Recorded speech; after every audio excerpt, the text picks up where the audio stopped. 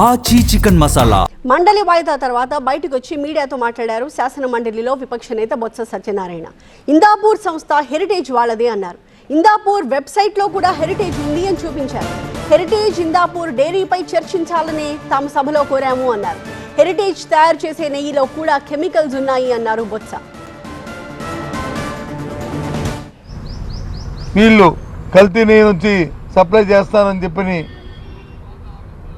Black లిస్ట్లో పెట్టారు. తదుపరి 6 నెలలకే ఆ సంస్థ నుంచి మళ్ళీ తాలూకా బ్లాక్ లిస్ట్ నుంచి మళ్ళీ మెయిన్ లిస్ట్లో తీసుకొచ్చి ఆ సంస్థ ద్వారా 280 రూపాయలకి 320 రూపాయలకి కూడా నెయ్యకున్న నేపథ్యం.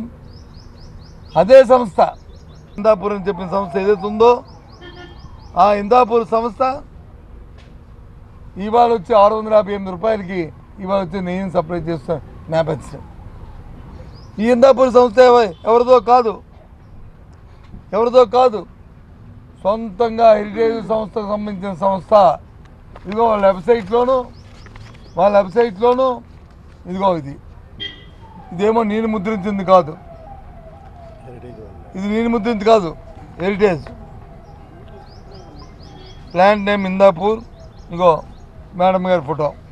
వాళ్ళ వెబ్సైట్లో వారం రోజుల వరకు వారం కిందటి వరకు ఉన్న ఇది ఈరోజు ఉండదు, మాయైపోద్ది. ఈరోజు వచ్చి వాస్తవాలు బయటపడినప్పటికీ మీ మాట వచ్చి చర్చకు అడిగితే చర్చకు వచ్చి సమయం ఇవ్వలే. ఆ తర్వాత చైర్మన్ గారి దగ్గరికి ఉపయోగించి పిలిచారు, అడిగారు. అడిగితే బిజినెస్ జరగాలి కదా, మీ ఉద్దేశం అంటే చర్చకు ఒప్పుకోండి, మేము బిజినెస్ కంటిన్యూ చేద్దామని చెప్పి మేము కూడా అంగీకరించాం. అయితే మేము హౌస్లో నుంచి చెప్తామన్నారు. అచ్చెన్నాయుడు గారు లేచారు, మాట్లాడారు.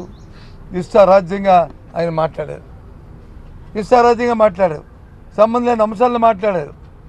అచ్చెన్నాయుడు గారు దేవుడి దగ్గర వచ్చి తప్పులు మాట్లాడితే మీరైనా నేనైనా ఎవరైనా ఆ దేవదేవుడు వచ్చి క్షమించడు. ఆ దేవదేవుడి మీద ఎవరైతే నిందలు అపనిందలు వేశారో ఆ పేరుని అడ్డం పెట్టుకుని ఏదైతే దోపిడీ చేయడానికి వచ్చి 320 రూపాయల నెయ్యిని 700 రూపాయలకి ఇందాపూర్ అనే సంస్థను పెట్టి హెరిటేజ్ సంస్థ దోపిడీ చేయడానికి ప్రయత్నం చేస్తుందో ఆ దేవదేవుడు ఊరుకుంటాయంటే అది ఊరుకోరు.